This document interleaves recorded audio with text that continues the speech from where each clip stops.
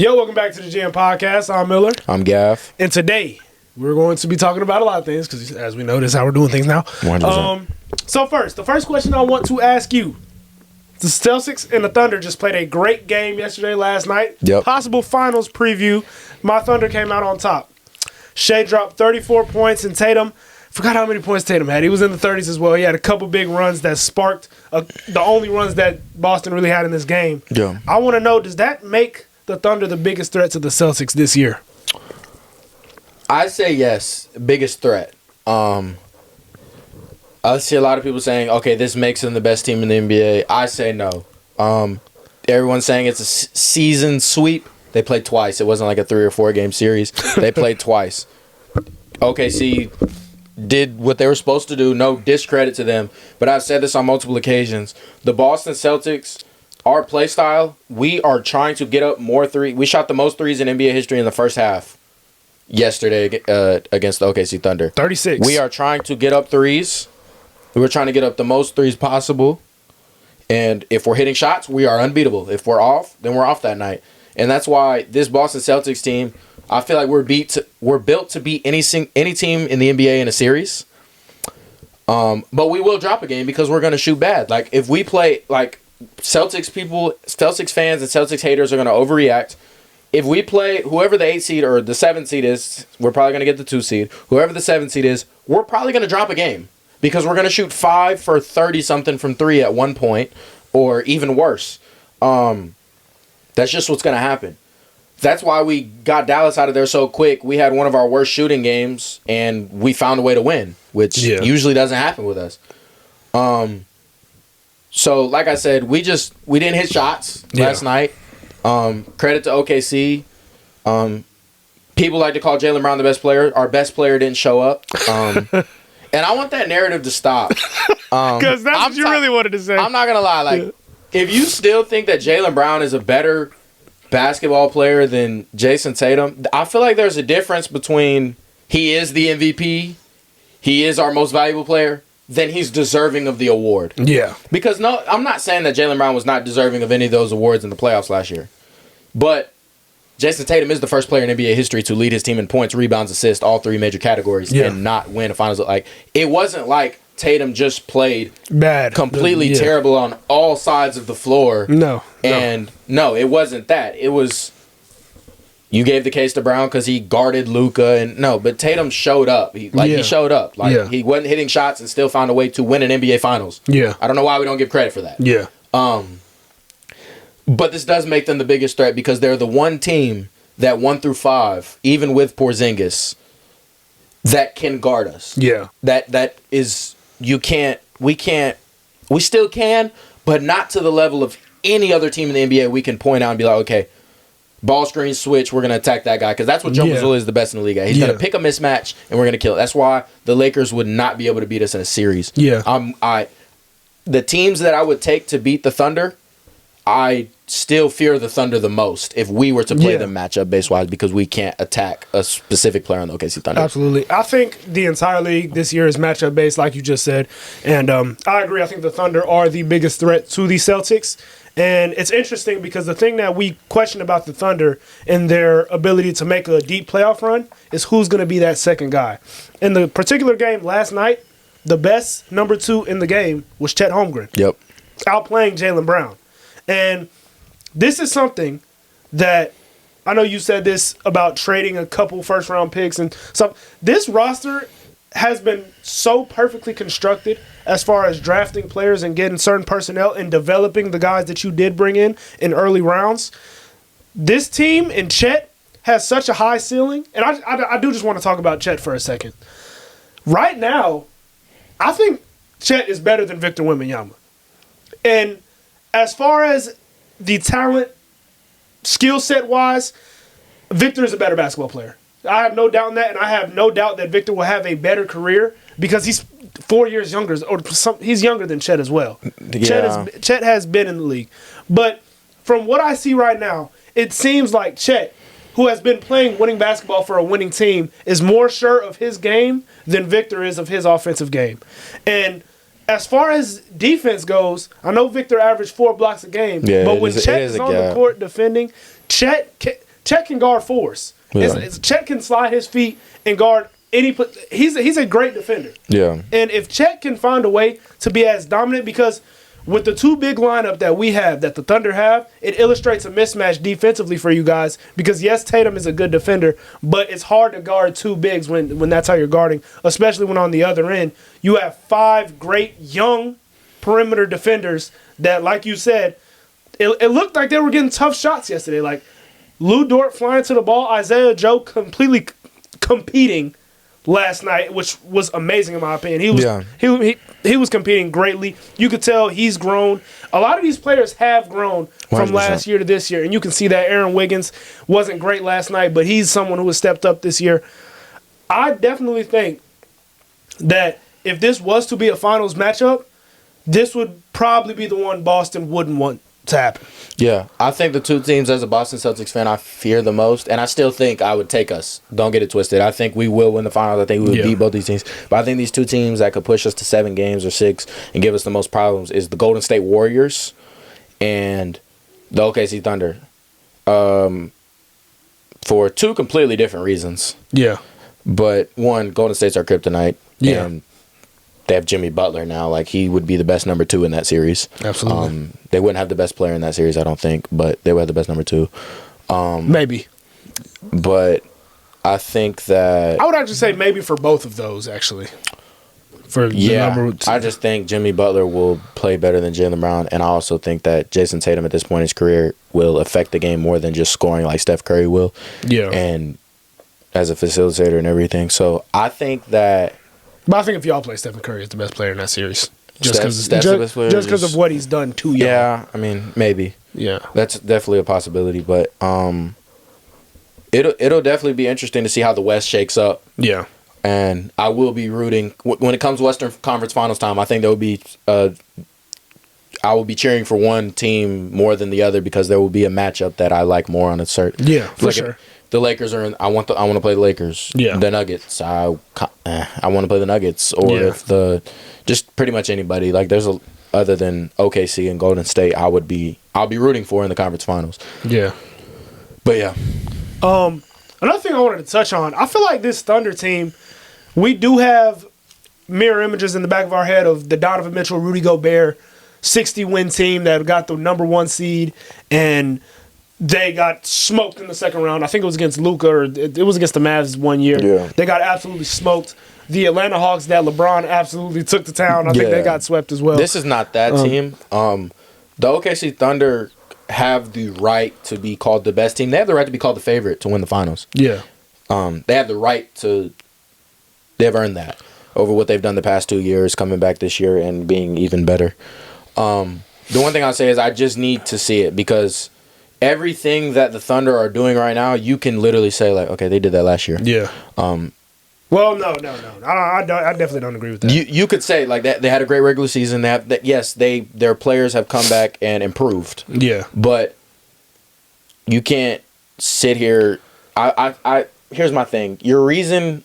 There's not that many more reasons other than, they've had adversity and they've gotten better. So if you had... And the Thunder didn't just get waxed by Dallas. I don't like that notion either. Yeah, that's what I'm saying. They got beat. That was one of the closest series, though. Yeah. Bro, I don't... So it wasn't like the Thunder just got shell-shocked and just didn't show up. No. Now, I will say there was even J-Dub in certain times last year. I saw it didn't show up. It looked bad. It did. And it was like... All right, Shea showing up. Like, I don't have no questions about Shea Gilgeous-Alexander. He could be an icon, and if he was American, and even if he's not, he could end up being a face of the league. Yeah, as a Canadian, he could still end up being a face of this league. Yeah. I just, like I said, it's gonna come down to will Chet and J-Dub and all of these players play how they've been playing come prime time in a big. Because also y'all. I don't think y'all can or will play this many players either come playoff time. But I think we've definitely shortened up our rotation this year compared to last year. We were dead playing 11 guys. Yeah. This year we're playing a smooth 8 to 9 guys, shortening up the rotation. My thing is this. I know people like to act like this, and I hate this so bad. The notion on the Thunder right now is, they have the right to be called the best team in the league, but no one Let's not pretend. No one is picking this team to win the West. I've seen more people pick the Lakers. I've seen more people pick the Warriors, and I've seen more people pick the Nuggets. Yeah. So let's not pretend that they are the actual favorites. No, they're not. When we say that they should be the favorites. And they have a lot of disrespect. Even though that I don't personally have them as the favorite, I am surprised by others not disagreeing with me. Is my point? No, but that's my point. As a Thunder fan, I'm gonna stick up for my guys. Yeah. This team is the best team in the West because they have. I'm gonna exclude Jokic from this conversation right now. Other than Jokic, they have the best. Because you know how we feel about the Nuggets. Yes. They have the best player in the West. And that's why They're I the second best player in the West. They have the second best player in the West with a good team stacked around him. Yes. Is what we'll add because I don't know if you guys watched the last episode, which tune in if you haven't. And it's second best, and then it's a gap. It's a gap. It's second best, and it's a gap. Well, Luka, I don't know if it's really a gap. I don't true. know if there's a huge gap. Okay, Yeah. but basically what I'm trying to say is the Nuggets right now, which people are still believing in this team, and I'm okay with it because it is Jokic. But that team is not. They're just not right. If you watch them offensively this year. It's hard to watch. Like, it is a hard watch from night to night in a league where scoring should come easier than most nights. And if they get a Minnesota series, which Minnesota's the 7th seed right now, they're going to have to take over Golden State. It's looking like Denver will keep that 2 seed because LeBron is out for a couple more weeks. So that is looking to be a likely matchup because I don't see Minnesota losing a play-in matchup. I just think they're better than that. So I do think that's a very likely matchup, and I don't think Denver is making out of that. So back to Shea. Shea is that guy. Like, he showed yesterday, he steps up to those big-time moments, and I don't think him drawing fouls is going to stop, especially with Jaylen Brown guarding him like he was. He won't get 10 free throws in every playoff game. He won't. But I don't know that's about not that, stopping him from getting 30. Yeah. He's still gonna hit the midi. He won't. I'm telling you, he won't get 10 free throws a game. I've seen it with Joel Embiid. I've seen it with Harden. I mean, Joel Embiid is a player that would draw more fouls than Shea just off of his presence. Yeah, but it's just you're just not getting that whistle, and the NBA, they're just not gonna let games slow down and become like that. Now there's gonna be games where he gets 10 free throws. Don't get it. It's not gonna not happen. Yeah. But come a crunch time game, he's not getting the bump, like the block call as much. I don't think that'll affect Shea. And the Thunder as a team don't shoot that many free throws. Like, yes, Shea shoots 9 to 10 a game, 9 a game. They're 23rd in the league in team free throw shots. Yeah, so it's not like the notion of the team that just wins because they get a bunch of free throws. That's not true. Absolutely, yeah. Now Shea does a good job. He puts the team in the bonus early. It changes how you play defense for sure. But I think just the question on the Thunder is who's gonna because I know. When I have a question on J-Dub, when I have a question on Chet, I know LeBron at the number 2 is going to show up. Yeah, no, for sure. And give you 37 and 7. I know in the East, I know Dame's going to give you. No matter what happened last night, I trust Jaylen Brown more than those 2 guys that are number 2s because I just saw him be the best player on the team that just won the finals. Even Jamal Murray. Like, even all of these number 2s that I've at least seen them play elite clutch basketball, and I just want to see it. Now, my notion on the OKC Thunder could change after round 1 or 2. Like, I don't have to, wait till the conference finals to change my narrative. I don't have to wait till the year's over to change my narrative. Well, the narrative is, in the present, though, the narrative is the fact that they're not getting picked. And my thing is, it has to happen. The first time has to happen. Yeah. The first time it's going to happen someday. I think that year is now. Once again, this team, I don't even think they're like the Cavs. This team has legitimately been the best because they have a 1A. Donovan Mitchell he's a great player. He's just not a 1A. He's a very clutch player. Yes. But it comes to a point to where there's a cap on talent. Yes. And he's not a 1A. You cannot win a championship with this guy. The fact that, and Chet has the potential. Wemby is so good that I feel like he's taken away from what the ceiling of Chet actually is. I mean, you really do have to think about how much Wemby has been hyped up into the league. What does Chet not do that Wemby does? I mean, I just think Wemby, and I don't want to make it a Chet Wemby thing. I think we just need to appreciate both of them. Absolutely. I personally think Wemby's much better. I know he's in a losing situation, but he averages 10 more points a game. He averages 4 blocks. Right, but he's the best player though. Huh? He's the best player. Like, he's going to average more points. I mean, yeah, but it's 10 more. Like, that's a significant amount. But I'm saying if Chet gets a green light in that situation, they're trying to force the ball into that man's hands too. Like, that's what you have to understand. Shea is a 20, 30 point per game scorer. They're going to give this man the ball. Yeah, no, 100%. I just think Wemby's a better on the offensive and the defensive end. Right. I don't think that takes away from Chet. Like, I think Wemby could be the best player in this league. Absolutely. And I think Chet could be a top 10, not top 5, but I think Chet could be a top 5 player. Nah, I don't think he'd be a top 5 player. And I say that because of the young talent that we have in this league that isn't going anywhere. And odds are by the time that you still have Tatum. Yeah. You still have Anthony Edwards. You have, I think Victor Wembanyama is better than him. Yeah. And then you have guys like, you never know, DeBance or Cooper Flag. At least one of them, I think, would be better than Chet. Yeah. You have these young players, and I'm probably forgetting some right now off the top of my head that are like young studs that are still young. I mean, even Jokic will be better than him for at least 3-4 more years. My thing is though, like, what has Wemby done that Chet hasn't showed you, in my opinion, as far as him winning as well? Like, I'm not saying that Chet is going to have a better legacy even than Wemby, but as of right now, Chet was, fortunately for him, put in a position to where he does play winning basketball. And as far as the stats go, yes, he averages 9 more points a game. But you could argue Chet, they've introduced a system to where he's the third option.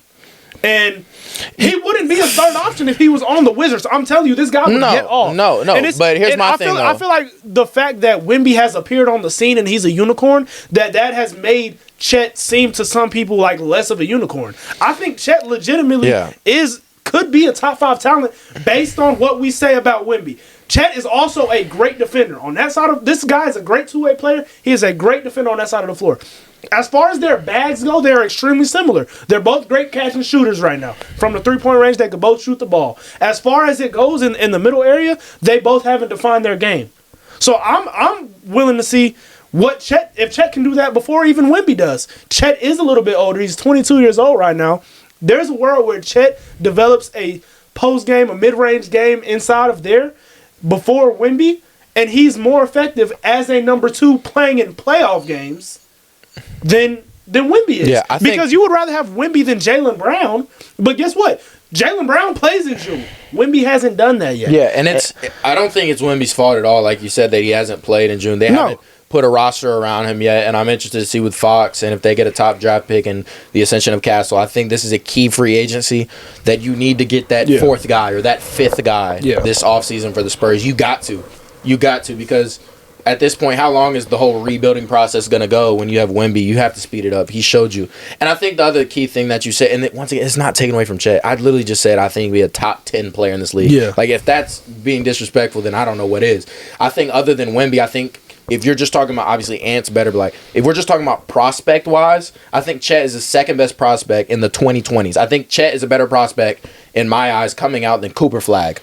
I agree, yes. Coming out, just me watching, I think he was a better prospect. I was so high on this guy in high school, playing on Team Sizzle. Thank you. And Wemby has overshadowed him and took some of the light on Chet. Yes. But that shouldn't take away from the fact that I think also the key point, like I'm saying, is you just said, yes, Chet isn't, putting up these numbers because he's been put in a number 3 role. My argument is I think if Wemby was on the these whole questions about do they have a number 2, you just said Chet's the number 3, which I think he is behind J-Dub. I think if Wemby was on the Thunder, he would be the number 2.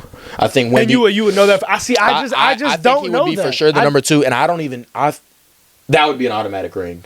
Like, if you swap... You think that right now, if Wemby was... If you swap Wemby and Chet, it would be an automatic ring. I don't know how you would guard those two. That is literally... But how do they would be... Bro, if Wemby and Shea play together, they would end up being better than Shaq and Kobe, bro.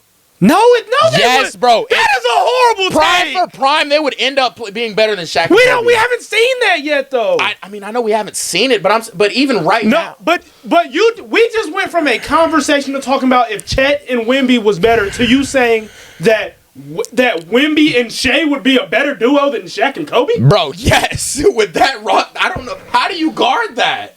Bro. They compare the same way that every team guards Wemby right now, which is the reason they were not in a playoff spot when he was playing basketball. How do you guard Wemby? Who's guarding? I don't know, but you just compared him to Shaq. How does he guard Wemby? How does Wemby guarded? Bro, I don't know, but the way you just said that they're on the level of Shaq, they did a pretty good job of it to where they weren't even in the playoffs. He has nothing to do with why they're not making the playoffs. Okay. He's the best defender in the NBA, averages 4 blocks. He shoots the 3-ball efficiently. He averages 25 a game. Please tell me why he's the reason that the Spurs aren't making the playoffs. I never said he was the reason. I want to know who in the league takes the Spurs to the playoffs. You just said you are overrating Victor Wembanyama right now. No. You just said that's not even a better number 2 than Jaylen Brown. Yes, he is. He's better than Jaylen Brown. Jaylen Brown has won a Finals MVP and done it. Oh my He goodness. has done it. Chet, bro, this is my point. When we talk about Chet and Victor, yes, Victor has done nothing more than Chet. I haven't seen it with my eyes because I've seen Chet actually play in competitive playoff series. He averages 2.5 blocks guarding the 4 because our Hartenstein is the 5. You don't think if he's playing the 5 man, he could average 4 blocks. No. Bro, they're close. They're good. They're both good. But, bro, Wemby's just better. And there's nothing. But you just said it. Chet is the second best prospect that you've seen in the 2020s, right? Yes. That gets so overshadowed because Cade was the first pick in his class. Yes. And Wemby was the year after. And why that matters is because if you're not one of your own draft class, you're not viewed as the chosen one. And if you're the same type of player as another guy that is a first in another draft class, then you're just viewed as a guy that is not that guy. And let's not underrate Chet. Chet, bro. I just say he could be a top 10 player in this league. And let's forget about Chet now. Victor Wembanyama and Shea is not nowhere near what Shaq and Kobe won 3 championships. I mean, bro, I'm not saying now. Let me make that clear. Okay. I'm saying, here's my point. I think Shea could be a top 10 player all time. I think Wemby could be a top 10 player all time. My point is, that was a projection thing. I'm obviously right now, if you put Wemby and Shea together, they're not Shaq and Kobe right now. But my thing is, you know how I feel about this, that I feel strongly about this more than about Wemby. Yes. I just literally, I haven't seen where it's going to translate. I've seen all the blocks. I've seen all the points. I've seen this guy is 7'5". I can see this guy being he's going to be a superstar because he has the talent to do that. I understand that. But I have to see him play in a playoff series because there's a world where this guy is not a gamer. There's a world. Hey. I guess. James Harden. Elite regular seasons. If he did that in the playoffs, we're talking about this guy in top 10s as well. This is one of the most talented guys in the back. You could say. This is how I'll put it. James Harden, Kyrie Irving, Stephen Curry. In 2015, there was a coin flip.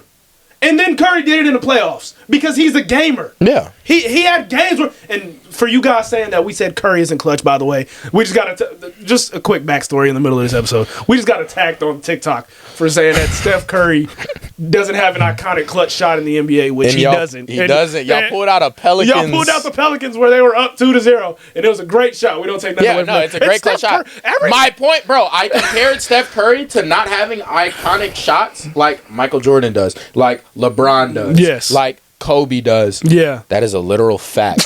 That is a literal fact. We have multiple. Maybe not Kobe, because Kobe technically, I did look at that, and Kobe doesn't really have crazy thinking about it. But I mean, no, he doesn't have crazy clutch stats. People don't. It's kind of like Kobe and Curry are kind of in the same class for me, and it's kind of like on a level to where both clutch players, but just it's okay. They don't have a crazy clutch shot. No, and they have clutch game winners in regular seasons and games that maybe don't matter in playoffs, because if they lost that game against the Pelicans, they were going to win the series. The stakes were not very high. Even bro, I trust Kyrie more than Curry if it's game on the line. That doesn't make Kyrie better than Curry. Or even more clutch. Yeah. It just means when the game is on the line, there are certain guys that you would prefer. Yeah.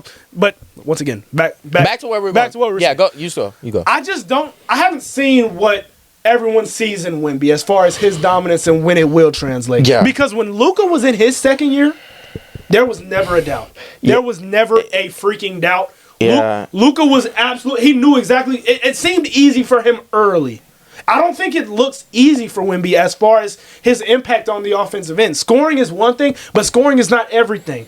When you watch these basketball games, I can name 15 players in this league right now, maybe 20, that have a higher offensive impact than Wemby does on their team. And that's not even a hot take. Here's my thing about Wemby that even with you that I see at times, and it's probably just because you see what the media says. But my thing is, he's in year 2. Yes. He upped his points per game. He's a better defender. The rebounds are always going to be double digits. Yes. The blocks, I mean, they're going to be 3. I mean, on a bad year, he's going to average 2.5 blocks. Like, he's going to average 3-4 blocks. So if he's averaging 3 or 4 blocks, he's upping his points per game. Who's to say he doesn't up his points per game again? It's only year 3. And like, this man could end up averaging. This is my point. It's more of a projection thing that I don't think Chet can do, and there's nothing wrong with that. There's like, he just has a higher ceiling. That's the thing. Like, Chet is amazing. I've just said I think Chet could be a top 10 player in this league. I think he averaged 2.5 blocks, 2.5 blocks in this league. I think he can average around 25. Yeah. Not 30, but around like 25. I think Victor Wembanyama can average 30, 10, 6, and 4 blocks. Like, yeah. I don't tell me I'm wrong. We've never seen that. No, yeah, with the blocks as well, being the best defensive player in the league. I can see that. I can see that happening. But once again, Chet has been one of the most sought after prospects that we've had in this last decade. Yeah, and since he's been drafted, we have forgotten about that. Let's not pretend. Him and Cade, and it's kind of based on him being injured. Yeah, but guess what? Wemby has been injured about as much as for sure. His first year he was injured a lot, and he just obviously got shut down for the season. Yeah. So when we compare these guys, I just don't see the big difference, and it is mainly because if Chet was in a situation, well, there's trade-offs to this, because if he was in a situation like Washington where he was scoring points, then it would help my argument in one way and hurt it in another, as in he's not playing winning basketball. But that's a benefit, though. That's an absolute benefit. And once again, this is a really talented dude who has always been a winner, who we've liked since Gonzaga, who we've liked since Team Sizzle, who we've liked since the Minneapolis days playing with Jalen Suggs. This dude is different. No, he's different. He's a unicorn. He's an alien. I don't think people realize the ceiling that he can get to. And when we talk about ceilings, man, once again, these are imaginary things that we put on players. 100%. So you could say, and I understand why people do like Wemby better than him. And if I was to project right now, I would say that Wemby would be better in the future. Yeah. But I don't know that, because I've seen Chet do some amazing things on the basketball court, and honestly, some things that once again look more smoother and easier and more comfortable. And he's found certain things easier in a winning system than Wemby has. And that's because of him playing winning basketball, and that's benefited him. So that's just where I am on that discussion. Yeah, and it's no takeaway from. I literally just think that Victor Wembanyama, I am very high on him. Yeah. And I think you compare timelines. Yes, Chet sat out his first year, but this is Chet's, whether he sat out or not, it's his 3rd year in the league. Like I just said, obviously it is 2 completely different scenarios, but what if Wembanyama's on a winning team next year, and winning could mean like a 5 seed, like, in the West. They just need to make the playoffs. Yeah, like making the playoffs and getting not like an 8 seed. Or, even then, though. Like, nah, just fine. That's fine. Just make but still, I would love to see Wemby get at least like a 5, 6, 5, 4 seed. He would still be the best player on that team with De'Aaron Fox and all of these players, but the pace that he's on, Wemby's year 3 numbers will be even better than Chet's year 3 numbers this year. You're talking about 15 points a game for Chet, around that mark. And then Wemby, like I said, he could, once again, it's projection.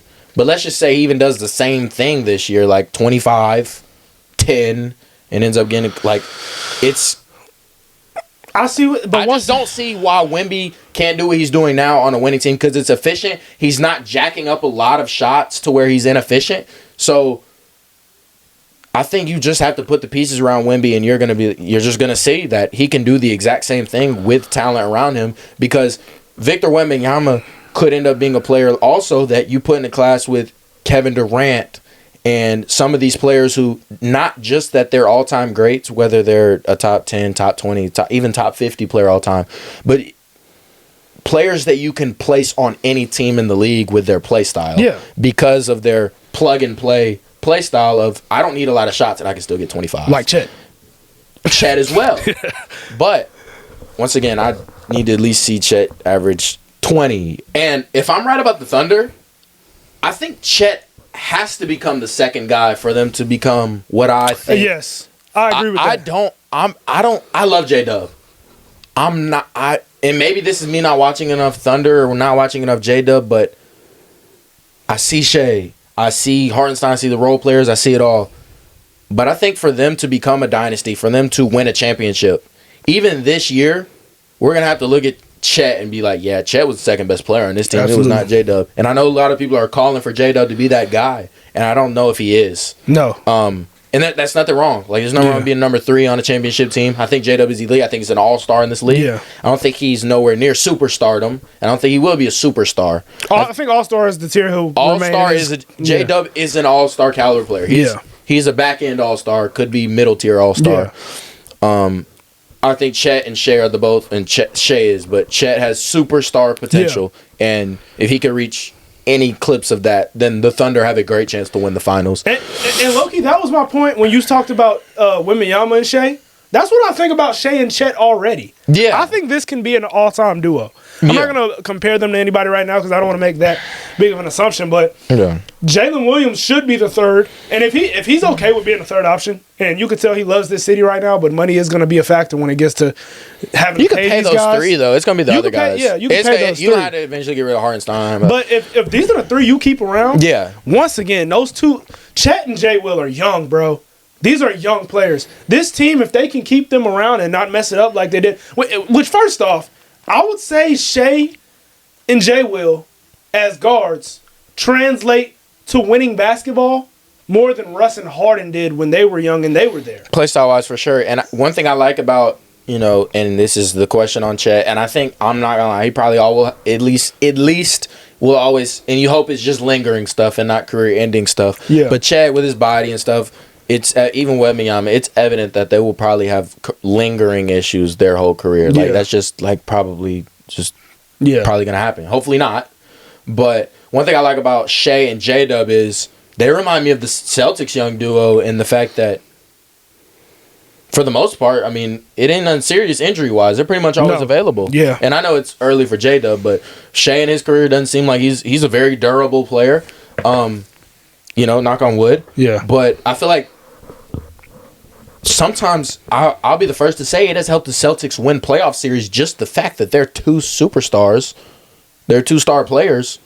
They're just there all the time. They're just always there. They're always there. Sense. Like, imagine if Giannis had always been there. There would be a lot of stuff changing. Exactly. If Giannis was always in the playoffs and always healthy, Jimmy Butler, Kevin Durant, Joel Embiid, some of these players that are, I'll say, better than Jaylen Brown and Jason Tatum, they're not always there. They're not always 100% there. But I can say Tatum and Brown, for the most part of their career, there's not many times where they haven't. I mean, Tatum rolling his ankle and Jaylen Brown breaking his hand the 1 year. Yeah. Other than that, you do have to weigh. Durability is a big factor on how you weigh these players. It's an addition of. It's really it's very important. It's really a question of, does what this guy does in 65 games equate to what this guy does in 82? Yeah. And if it doesn't, I mean, that means a lot. 100%. So, moving on to the next question, which is along the same lines. And we don't have to spend an eternity on this unless we disagree, obviously. Right. Who do you think is the MVP favorite right now after last night's game? Yeah. Me personally, the way I look at MVP, I think it's Jokic. Okay. I'm very high on you. I think if you blinded both players, you just gave me stats. I said, hey, this guy's top 3 in points. Oh, he's also top 3 in rebounds. Oh, he's also top 3 in assists. Oh, he's tied for Shea with second in steals. Yeah. You told me all of these things about a player. he has his team at the 2 seed. We literally are talking about how trash his team is. Like, yeah, the we people have. around We him. have. That, I feel like, is the definition of most valuable player. You could even say that maybe you think Shea's a better player, but my definition of most valuable player, I think I would if I had a vote, I would vote for Jokic. And the reason why I'm questioning why Shea should win the award is because if you give Shea this award, unless you're talking about Shea's defense or the fact that he has the number 1 seed, but if you're just talking about his points, then why didn't Luka get it last year? He averaged 34. He had his team at a 5 seed. He damn near averaged 30. He almost averaged 35. He averaged 34, 10, and 9 if we're rounding. Yes, that's my point. Got his team to the 5 seed, who, I mean, once again, not the most elite roster in the world. Like, yeah. If you're going off points, I think Luka should have won it last year. So if you're going off that same logic, then I think Luka should have won it last year instead of Jokic. But if you're going by all-around game, literally you are a top 3 rebounder in the game. You are a top 3 scorer in the game, whether it looks cute or not. And y'all like to say there's so many better scorers than Jokic. At this point, Jokic is a better scorer than Kevin Durant. Yeah. He just is. No, he is. And there's nothing. And once again, y'all talk about, well, he can't shoot as well. He can't dribble as well. It doesn't matter how you do it. He just does it better and more efficiently. I don't care if it's a layup and you're like, oh, he can't shoot. Like, same thing with Shaq. Easy look. Like, same thing with Shaq. Shaq can't shoot. Does it matter? Yeah.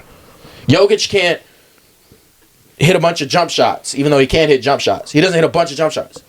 Doesn't seem to matter to him. Yeah. He scores at a higher clip and more efficient. Yeah. So he's a top 3 scorer. He's a top 3 rebounder. He is the best passer in the league. Absolutely. Like, he just, like, I don't. Once again, he's tied for steals. It doesn't seem like both teams are definitely, and coaches and players are definitely vouching a lot for their star player to win the MVP. But if I had to vote, I would vote for Jokic. And I will say I don't think there's a wrong answer. It really matters about how you view MVP. So, and that's what I'll get into. I don't view MVP as you view MVP. And what I find so interesting about the MVP conversation is it changes. It's so very inconsistent, but at the same time, the most consistent conversation we have when it comes to awards in sports. It's always about, well, if this was the criteria, then why didn't this guy win last year? If winning was the criteria, why didn't this guy win last year? If scoring was the criteria, why didn't we win this? The MVP award is given based on the best story in a particular year. Yes. The best story in a particular year this year is Shai Gilgeous-Alexander, who is leading the youngest team previously last year to even make the playoffs to the 1 seed with an 11-game winning difference over the Denver Nuggets. And what I will also say about that, if you want to talk about value, as a lot of people view MVP, they literally view it as the most valuable player. What I won't do is argue that Shai is more valuable than Jokic. I wouldn't say that. Yeah, no. But what I won't go out and declare, and while I think Shai has a better supporting cast that fits around him better than Jokic's does, I'm not sure if you took both players off of both of those rosters, I'm not sure the Thunder are dramatically better than the Nuggets. If they had to play seasons by themselves. I mean, it's hard to be dramatically better than their record, though. Like, it's like, you're talking all time. You're talking 73-9 Warriors if they're better. No, I'm talking about if you take off Shai Gilgeous-Alexander from the Thunder and Jokic from the Nuggets, these teams are equal. So let's not pretend as far as where they would go in an individual season. That's hard to say, but that I don't know. I don't know. But I mean, you have Jamal Murray and Westbrook. That's an 8 seed at least because of what they've done. I mean, they've shown it to you. Yeah. So my thing is, you can't necessarily argue value this year because truly and honestly, even though he has been blessed with better pieces that fit around him, this isn't a great roster. We continually ask, who is the number 2 on this team? Even you've asked. We don't know who the number 2. All the teams we talk about that are contenders have a number 2. Whether that's Jamal Murray, whether that's Jaylen Brown, whether that's Jimmy Butler, whether that's LeBron or Luka. Every single team has a number 2, and the one guy that doesn't is leading the league in scoring, doing it at a very high clip, in a very efficient clip, playing great defense. Once again, third in steals, I believe. Second or third in steals. They're both second. So I just think let's hold this award in a high regard. This award is based on the best story. So Derrick Rose, when he came onto the scene and led his team to a 1 seed, he deserved it because guess what? We've talked about this already. That team wasn't a 1 seed without Derrick Rose. No. It's as simple as that. Sometimes in particular seasons, teams have different energies when they go through it. And we have to admit this is a regular season award because it's not given at the end of the finals, which we've argued it should. Jokic should have Embiid's MVP right now. Like I've said that. Yeah, exactly. So let's not pretend that this is a no-show and we just have to give it to Jokic because we're acting like there's voter fatigue. There has always been voter fatigue. Yeah. That's what's made the award so special. Did we want to see Jordan win it from 84 to 98? If guys like Larry Bird, Magic Johnson, David Robinson, Hakeem Olajuwon were not able to win this award, we are looking at basketball. We are looking at the story that is basketball history, and it is very much less compelling. If you allowed guys like MJ to win 14 straight, guys like LeBron. I mean, LeBron could have been, if this was truly the most valuable player award, LeBron, we've said this a million times, should have won it maybe the past 20 years. I mean, he's been the best player. 10 or 11. He would probably have 10 or 11 MVPs. So that's my thing. This award it should go to Shea because Shea is the absolute best story, and that's what the MVP has always been. Yeah. And like I said at the beginning, there's no wrong answer in my personal opinion. I don't think if Jokic wins it, Shea was robbed. I don't think if Shea wins it that Jokic was robbed. I mean, if there was a way they could share it, I'm not gonna lie. Like there's just both of them have two for completely different reasons. Shea has the story. Jokic has the literally an all-time season. Yeah. We're talking about Jokic literally having the best season of his career. Yeah. And he already has 3 MVPs, so it's like, dang, he topped all 3 of those? Yeah. Yes, he did this year. Numbers-wise, at least. And he has his team in the 2 seed. Yeah. So, like I said, I don't think there's any wrong answer, but that's all I really have to say about that. I don't really feel strongly about either side. I would give it to Jokic, but if Shea wins it, I'm not bro, I'm not tripping. Yeah, it's not a travesty. I'm not tripping like I was when Embiid got it at all. Bro, I'm not gonna lie. I think Luka not getting it last year was worse than Embiid winning it. Yeah. I feel like Luka was a bigger snub than Jokic getting it against Embiid. That's just me though. Yeah. That's just me. Next question. Let's get into this. Let's do it. NFL free agency has been going on this entire week. It's been massive. It's been fun. It's been entertaining. Very. So, what I want to ask, give me 2 winners and 2 losers. We're both going to do 2 and 2, or maybe we'll overlap because we'll have the same ones. Yeah. So go ahead and give me some winners real quick. Yeah. First off, for me, the Commanders. Okay. Interesting. Yeah. I think, and I don't think they're done. I hope they're not. Yeah. I mean, there's still Diggs, Cooper Kupp. There's still weapons. There's still players out there to get. You have, in my eyes, this could be a top 3 quarterback in the NFL after next year. Yeah. We could be talking about, it could be Mahomes, Josh Allen, Jaden Daniels. Yeah. I think he is better than CJ, as a rookie, better than CJ Stroud was. Yeah. I think his legs and it'll translate more to his second year. I don't think he'll have a second year slump. I think they've only improved the roster. You keep guys like Bobby Wagner. Yeah. All of a sudden, Laramie Tunsil's on the market. Yeah. All pro, great left tackle to protect him. And with guys like Jaden Daniels, Lamar Jackson, you don't even have to have the most elite protection. Yeah. If you could give them any time, they'll buy the rest. Absolutely. I mean, so adding Deebo Samuel doesn't even have to be what he was with the 49ers. Yeah. Yes, people are saying he's old, he's not the same. He doesn't have to be the same. You already have Terry McLaurin for that exact reason, who is a number 1 in this league, elite receiver. Finally got his quarterback. I'll give you props. You've been saying he's been needing a quarterback for the longest, and he finally got it. Yeah. That's one of my winners. Do you want me to give you another? No, let me respond to that real quick. Okay. I actually don't agree whatsoever with them being winners of this offseason. And I actually thought after the Deebo Samuel trade that I love that trade. Yeah. But they actually ended up losing De'Ami Brown, who was a big piece of where they were going to the Jaguars, and I was kind of befuddled at that. I was wondering why they let him. I would have rather honestly kept De'Ami Brown than pick up Deebo Samuel based off where the trajectory of both of their careers is going.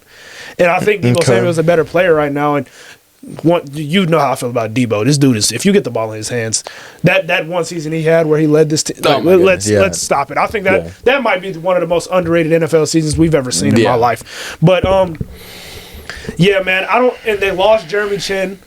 I just think they haven't added any great pieces to the sections of their team that have needed to be added to. Yeah. And obviously Laramie Tunsil, great left tackle. He has been one of probably the best in pass pro the last couple of years. But this is also a guy who has led the league in penalties a great portion of time. And I don't know. I didn't consider Washington as one of my winners. I think they should have been more aggressive. And like you said, there's still more time to come. And I absolutely think they need to pick up another receiver.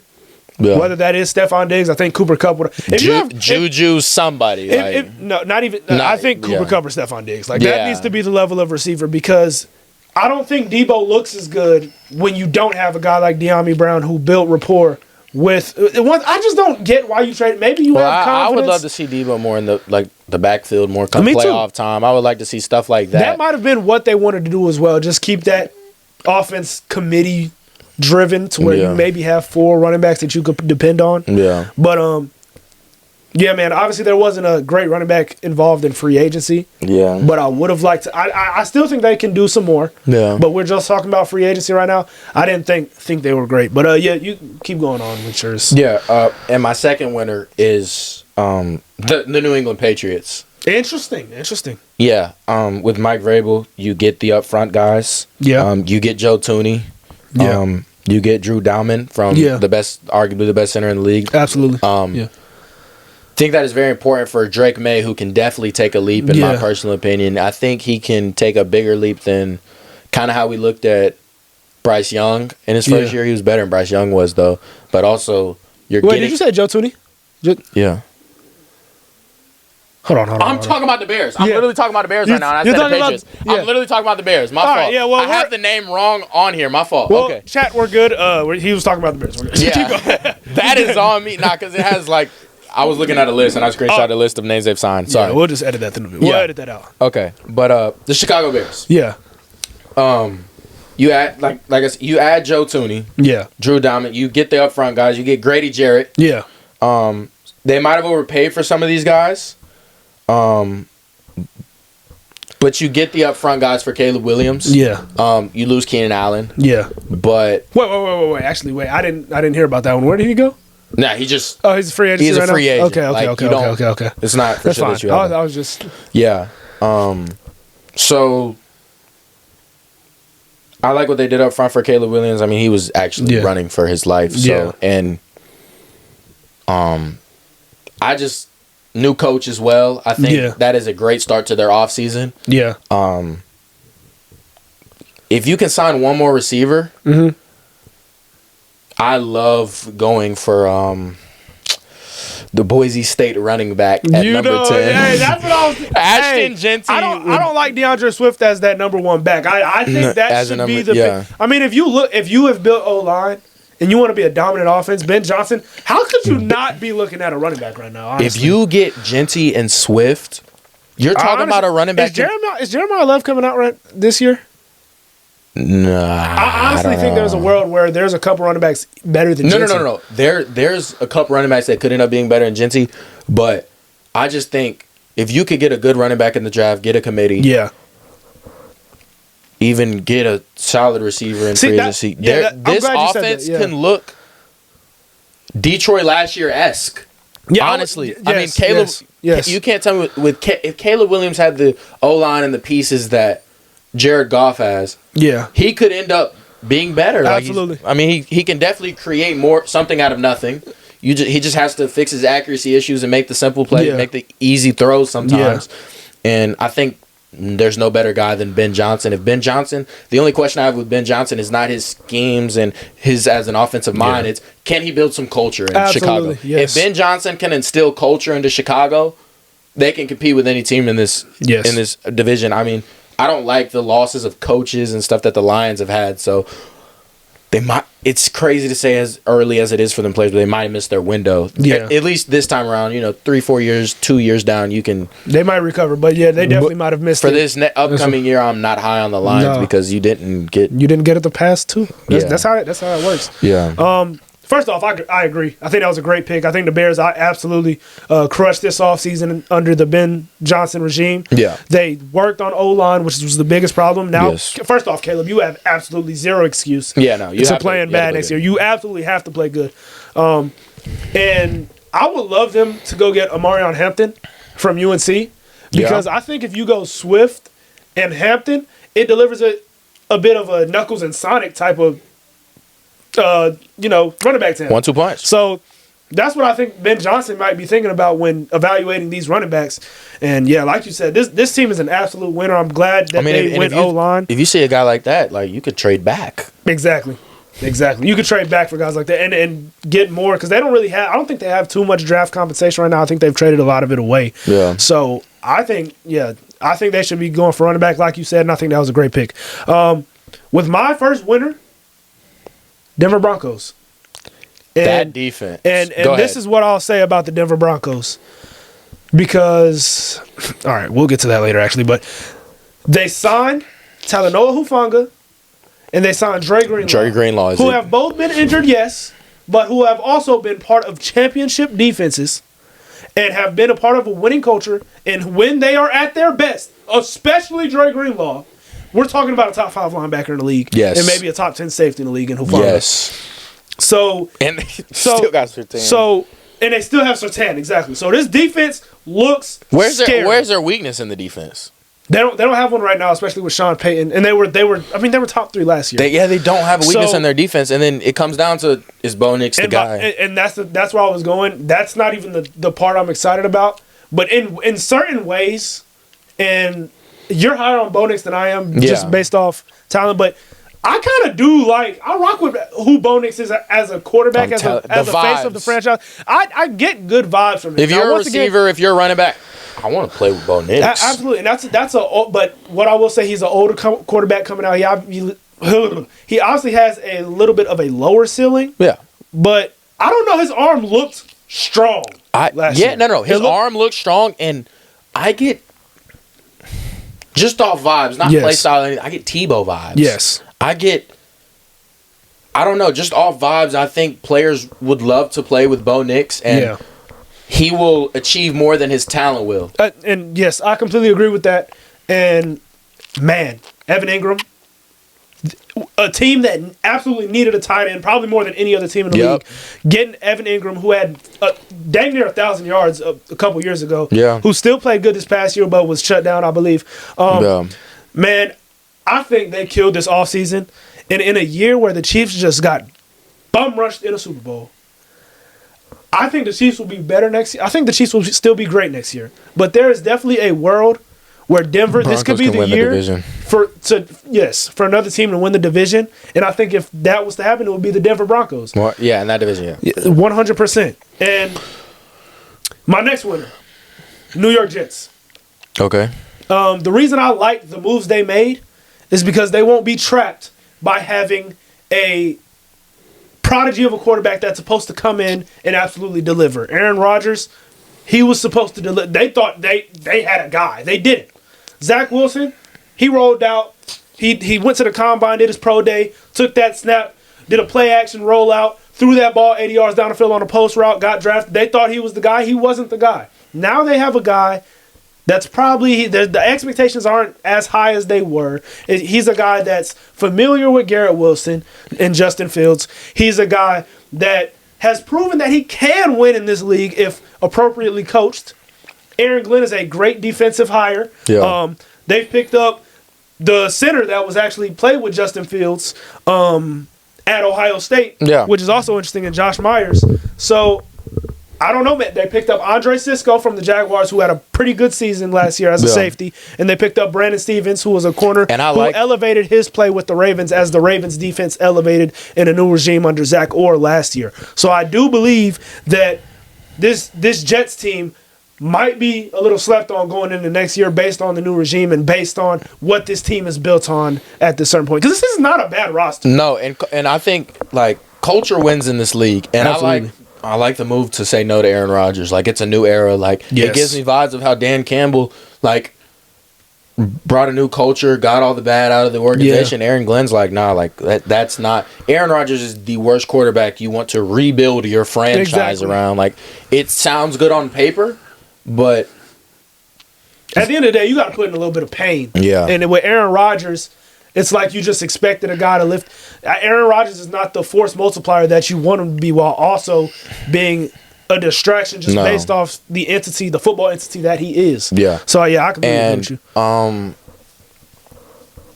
Yeah, do you want me to go with my losers? Yeah, go ahead, go losers. Okay, so losers. For me, Seattle Seahawks.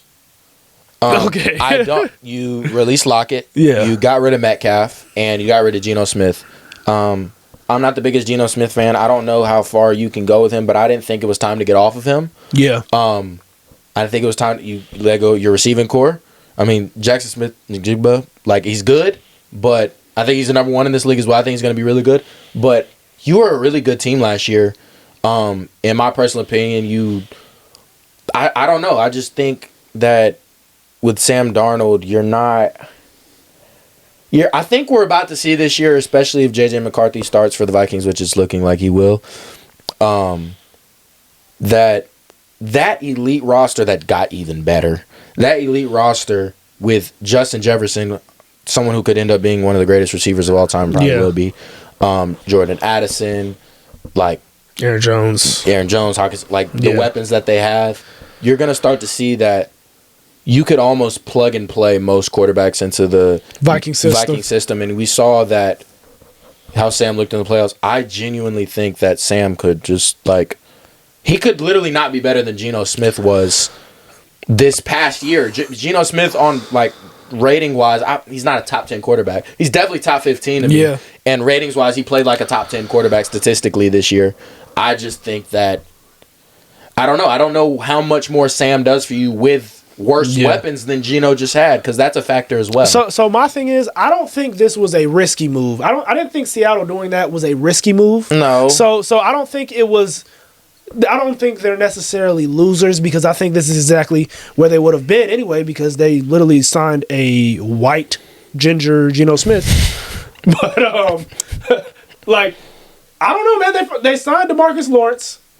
They picked up MVS, who had a great year at the end of the year last year at the receiver position. So I'm not going to lie. I completely agree with you. Because, like you said, did you really change? You literally signed a quarterback that was the same as your other quarterback. Yeah. And you traded a great weapon, two great weapons, or released two weapons, got rid of two weapons. And that have been... You got MVS back. There's trade-offs, and obviously I don't hate it. And my point is, it's very lateral. Yeah, it's a lateral move, because with the head coach, maybe he does think he can do something, especially with Sam Darnold is younger than Geno Smith. But I don't know, man. I agree with the way you just put that. It is a very lateral move. Yeah, but go ahead. And my second loser, once again, very lateral moves and not taking the leap that I thought was a no-brainer. The Chargers. Ooh. Yeah. Well, we all right. That was mine too, so I'm gonna just go ahead and do one after this. I'll start it, and you can just build off of it, and then you can finish with your last loser. Yeah. But Najee Harris doesn't move me. Lateral move. That's literally Jake. I would say Jake Hay-Dobbins looked better as a running back than Najee Harris did last year. But continue. You're not. That's not taking you over the hump. The type of running back, and once again, there's not a lot in free agency. No. But which is why maybe you should have gone after a receiver, and you still can. But if you don't end up with a receiver, then who's your number one next year? Lad McConkey, Mike Williams, who they just signed yesterday. You're. And let me hop in right there. I understand that we love Jim Harbaugh and the culture he builds, but I feel like this offseason that they just had took it a little bit too far. They signed Benjamin St. Juste, who was the worst cornerback in football last year, no doubt about it. I mean, that dude was baked goods every time he stepped on the field. They signed two D tackles who aren't, I forgot what their names were, but they're not really of name. They're probably good players, but 2 D tackles when the defense was not the problem. The defense was not the problem. They signed another corner, Dante Jackson, he's a serviceable guy. Yeah. But he's not Jalen Ramsey. Yeah, we're not taking you over the hump with these moves. He's not better than Asante Samuel Jr., who you already have. So you get Najee Harris and you get Mike Williams. Literally a lateral move because you already had Mike Williams, who is now older and more injury prone. Yeah. What are we doing? It's time for Justin Herbert to get a receiver, dude. Yeah. There's no more excuse. If the team isn't going to build around him, we have no reason to have faith in the Chargers and Justin Herbert. I absolutely despise what they did. If they don't pick up a receiver in the draft, or at least Stephon Diggs, then what are we doing? I mean, unless you're just trying to get worse and worse, so you get Jeremiah Smith. The time to strike is now. Yeah, I feel like they were extremely lazy. The time to strike in the league is definitely now. I mean, the Chiefs are, you just lost their best O-lineman. Their O-line literally probably is the reason.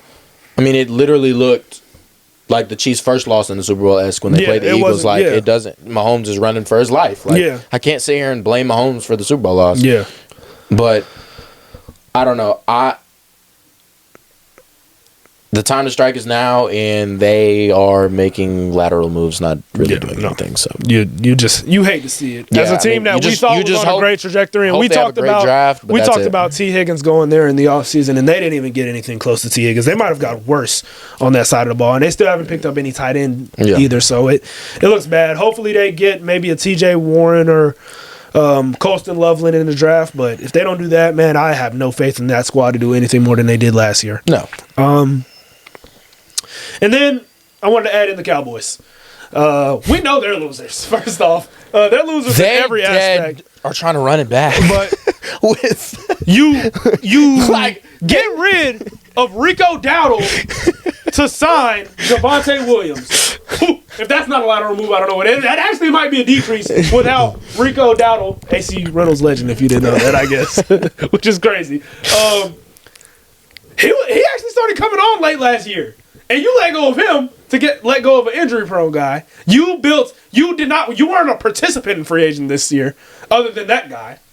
And you still have not paid Micah Parsons or traded him or did anything. The price is going up. So the price is only going up. Myles Garrett just got paid 40 M's annually as a DN to go sack your favorite quarterback and only win 2 games. So for your Dallas Cowboys, what do you think the price is going to be for Micah Parsons? It's at least, you got to pay him $42 a year now.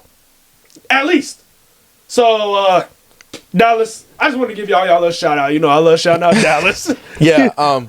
Dallas, it's almost like Jerry Jones saw the squad. He saw the record, the success, and he was like, this is the team we're bringing. We're bringing this team back. One here. We're bringing this team back, and Jerry Jones is. I just don't see him. Winning anything with his style of he's the GM, he's all he's gonna have to give it up for them to be any type of successful. I mean, there's nothing in the past 5 to 10 years that shows you Jerry Jones is they're about Howie Roseman type of they're doing something with this squad right here. They're not. I mean, there was times in 2-3 years ago where you look at Dallas teams okay, they do have the most talent in the league, but then we question their coach. So they just can't piece together the coach, the roster, the culture. They just can't piece it all together. And I don't see them doing it anytime soon. And their timeline of success, literally, I don't know when they'll be successful. They're kind of in a hole. Yeah. But, so, let's go ahead and get into speed questions with Gav. Let's do it. Speed questions. Let's do it, man. I'm excited. All right. First starters, we got some college basketball. We're going to start talking a little bit more college basketball. We'll have the Daniel twins on soon to talk some college basketball whenever this is over. But will UNC make the tournament? They play Duke tomorrow. In other words, will they win tomorrow? Will they win tomorrow? If they lose, probably out. Early they prediction. win, they have a quad 1 win. Absolutely. The thing that they couldn't get all year because they haven't been good enough.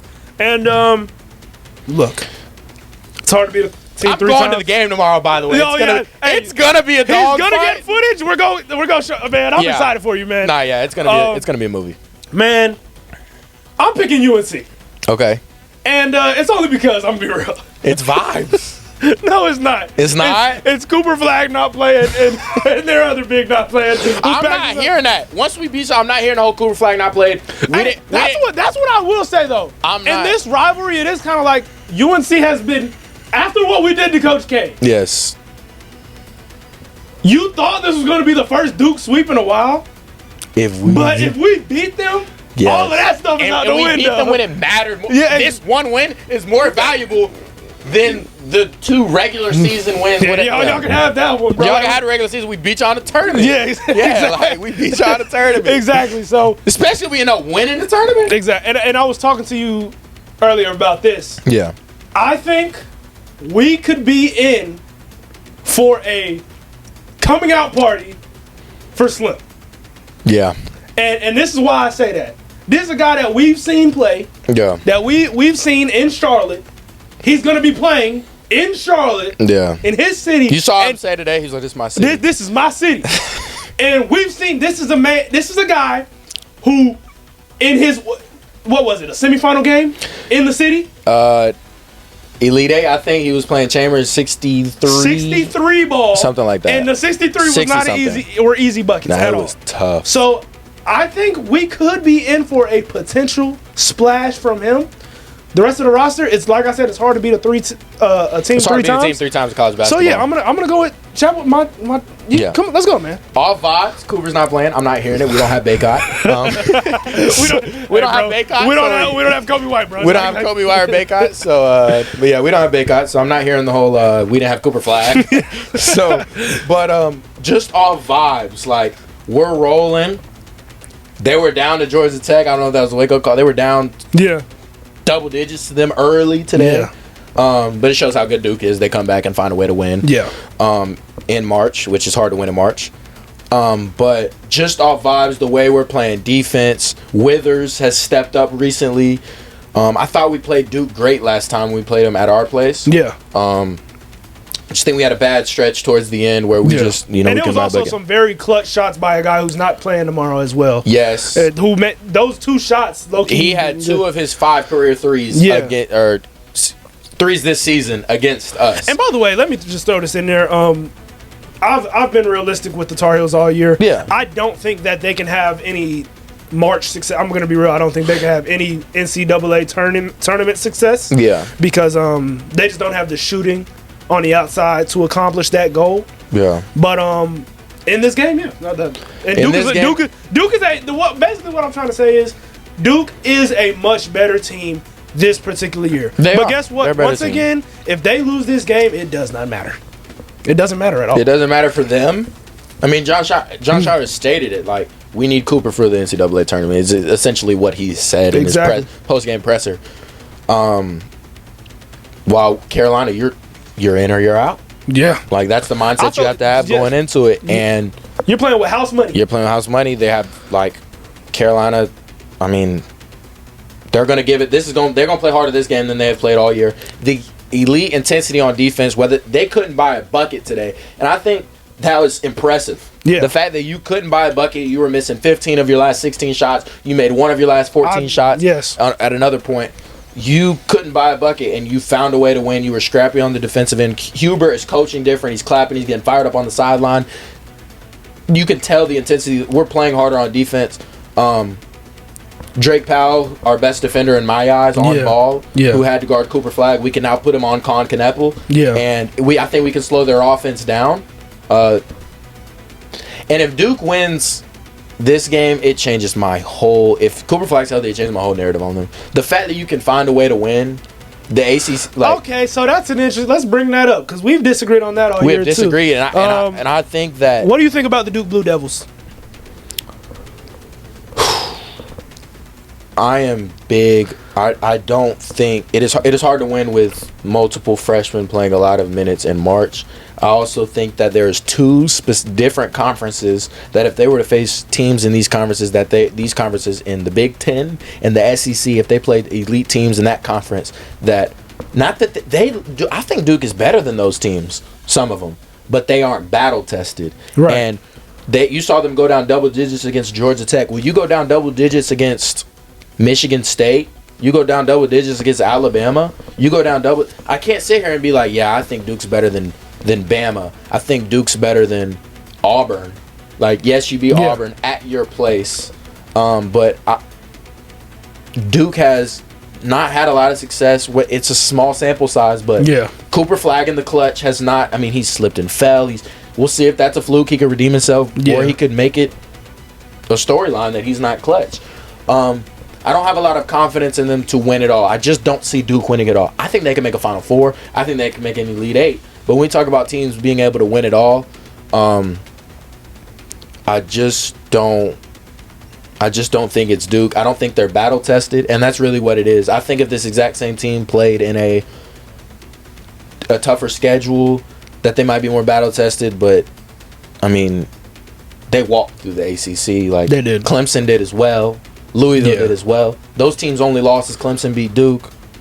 Like, Duke beat Louisville. Like, those three teams beat up on each other, and everyone else just, like... So... I don't know. This is my thing, and first off, like, this is...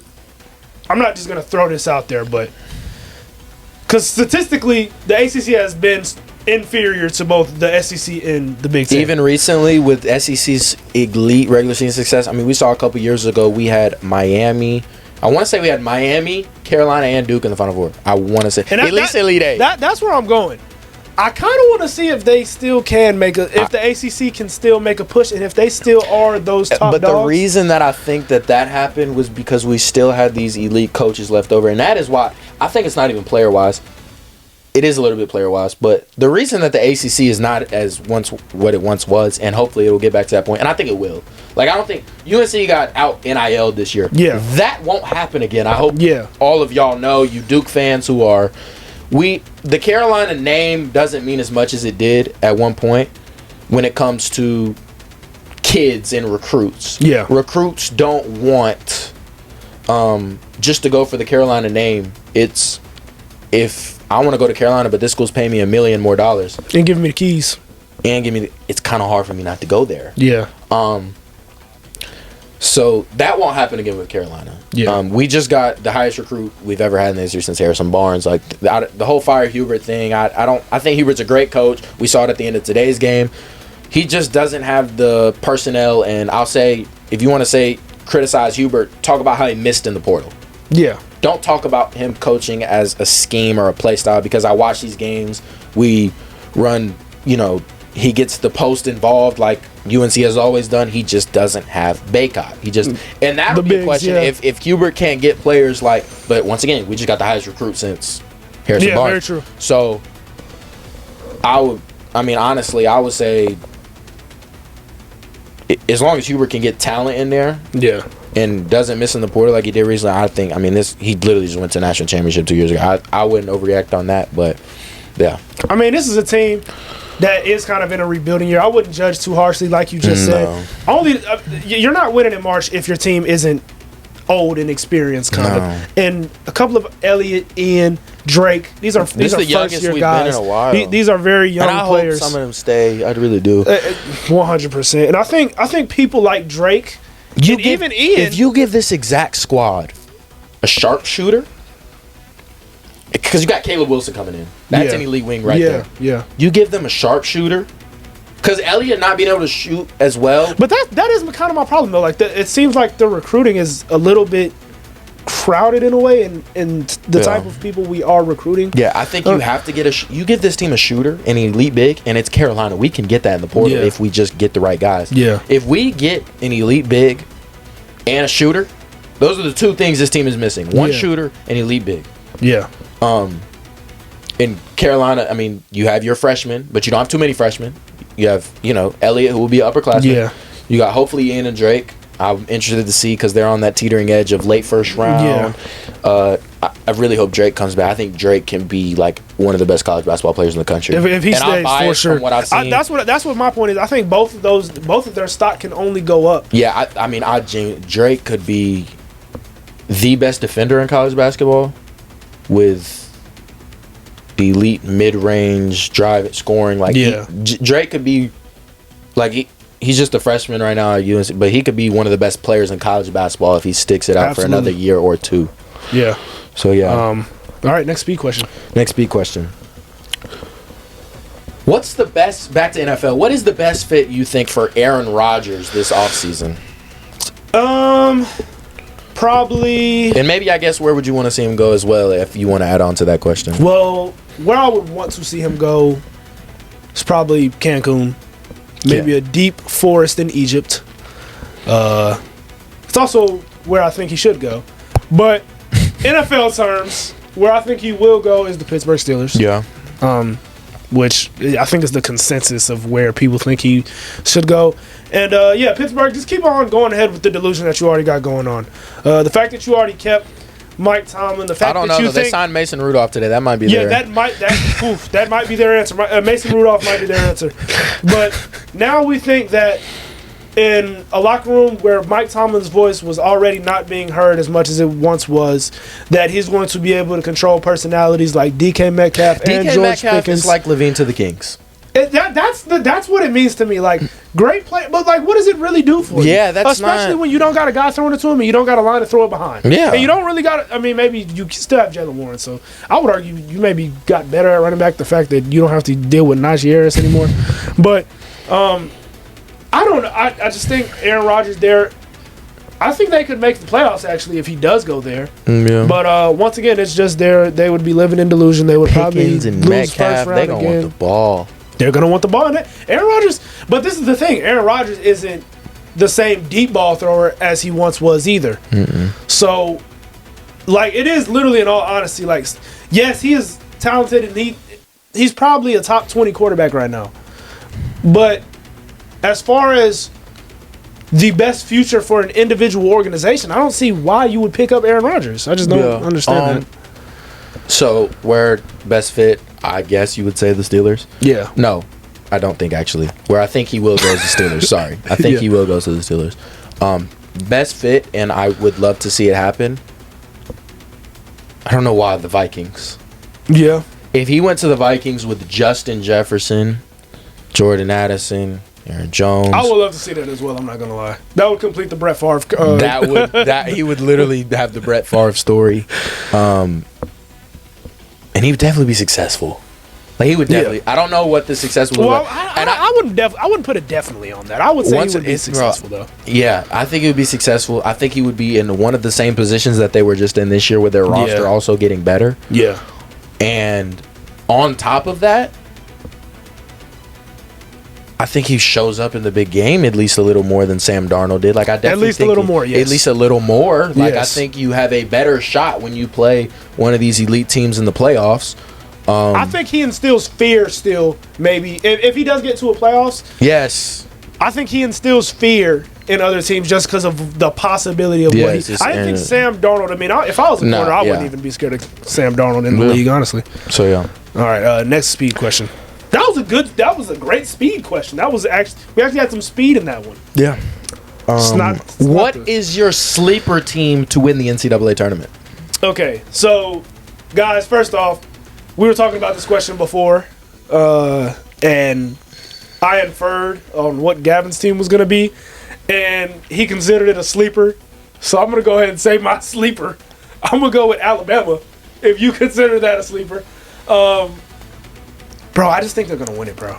Do you really? No, I actually think they're the team that's going to win the chip. And I know you didn't agree. Yeah, I don't. I think they shoot the three ball. They settle too much. And I just think 6 straight games of them hitting shots. Not that they can't win in other ways, but they shoot a lot of threes. But I think in March, they have guys that have been there before. Yeah. And know what it takes to get to the next level. I think they got dogs too. They got shot makers. They have the best roster top to bottom, depth wise and everything. And for them to go cold, it will take a lot of those guys to miss. And they have flamethrowers, Gav.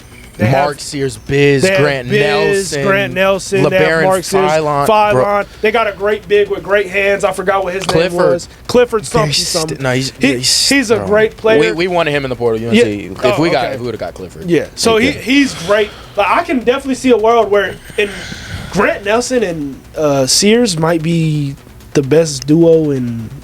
Is that what we're saying? Like I mean, yeah, just the whole. I mean, Janai Broom and you would be probably the best duo as well. Well, just because how good he is. Yes, is that what you're saying? Okay, but, well, yeah, like, you're talking about like that's an elite. Offensively, that is an elite duo. So and defensively, Grant. By the way, is his draft position going to be high at he would have to have like an elite tournament because I mean he's like last year they were thinking about coming out and then he kind of didn't play as well towards the end and I think it was his last game he didn't play so well. Good NBA player. I think he could be a solid NBA player. It's just so hard in today's NBA. Like what is like you're not talking about guys coming in and playing right away unless it's Cooper Flag, which or Connect. Like there's not a lot of guys that are coming in and playing right away. But back to Alabama. What I like about Alabama is they have smart guards, which I always feel like it's important to have in March. Those guys compete on the defensive end. And Diarra, who we didn't even mention, is a great player for them. Youngblood. It's crazy. Man, that's a fire name. Yeah. But, dude, I honestly think this team should win the championship. Like, if there was a favorite, I think it should be them. Yeah. So I consider them in the upper echelon. So I didn't consider them dark horse or sleeper, but that's fair. Like I've not heard people talk Alabama as much as they struggled at one point towards the season as they've heated back up recently, beating Auburn. But personally, I would say I love St. John's. Their ability to fight with grit and get wins. I think Coach Pitino is arguably like coach of the year, one of the best coaches. He wins wherever he goes. He's one of the greatest coaches of all time in college basketball. And he's instilled a toughness in this team that you can see. I mean, crunch time of games, they're guarding 94 feet on the ball, denying. Like, I love to see it. No matter what, like, they're pressing a lot. And it's just going to be a fun team to watch in March. Yeah. And their struggles with shooting concern me a little bit, but I think the best teams in March get to the rim. Yeah. And play the best defense. It's not always about just like, oh, he's nice, he's offensively talented, because we saw with Zach Edey, we saw with Alabama teams, we saw with RJ Davis and Caleb Love, like the offensive team with all the talent doesn't always win. And in March, when you're not hitting shots, you have to be elite defensively. Absolutely. Like, all of that stuff matters. So, I like St. John. Another thing, and I'm not going to talk about a specific team, but I hear a lot about the SEC this year. And the SEC is elite. It's the best conference. But the Big Ten has 7 teams right now in the top 25 in the country, just as much as the SEC does. Now, I think the SEC top to bottom is is better than the Big Ten. But the Big Ten doesn't get enough credit. And teams like Michigan, teams like Michigan State, teams like Illinois, teams like people aren't even talking about Maryland. Yeah, they're right outside the top 10. They're 11th in the country right now. Derek Queen, absolute dog. Derek Queen. He's a player that I think in the NBA, if he goes to the right situation, can be absolutely. He can be elite. His footwork, his finishing, his touch. That's a big right there. Yeah, pause, like that pause, is. Pause. Sorry. Keep going. That is an elite player. He's so fun to watch. Like it's almost like I'm watching Jokic in college basketball. Like to that, watered. Like to that watered level. down is crazy. Yeah, like I mean, he's not as. I know. Yeah. Like Loki, like DJ Burns last year. But man, he has a talent. Like he's elite. No, he is. And they have a great balance. They have an elite balance from bigs to guards. You got I love their roster. I'm not gonna lie. I like Maryland, and I just think not just with Maryland, but any team in the Big Ten, they're just not getting enough respect as a conference because of the light that's been shined on the SEC this year, as it should be. But I mean, 2 conferences with most money. Best. And I said it on this podcast. Maryland schools that have struggled in basketball and football recently with the money that NIL has to bring. Schools like Maryland, the Texas schools. That's oil. Like they'll start to be elite. I mean, you see all of a sudden like Missouri, Texas A&M, Texas, all these teams who we talked about them as having talent, but we didn't talk about them as top programs in the country for basketball. No. All of a sudden, they all just exploded out of nowhere. They all just exploded in football. They exploded in basketball. I mean, Missouri has they're top 25 in the country in football and basketball. Yeah. Literally last year, Missouri was the joke of the SEC. I don't remember a time where that ever happened in my lifetime. Missouri last year was the joke of the SEC. Like, I don't know if they won a game in regular season play. If they did, it was the very last game. I remember watching it. But I don't think they won a game in SEC regular season play. And now they're a top 25 team in the country very next year because of NIL. Yeah. So it's crazy how that's changed so much. And Absolutely. program building literally changes from year to year. There's not as much build up anymore from recruiting classes getting better and better. It's more of like, that didn't work. Redo everything. Yeah. All right. Well, thank you guys for tuning in. We will have more episodes soon. Thanks for staying to the end if you did. Like, comment, subscribe, and peace out.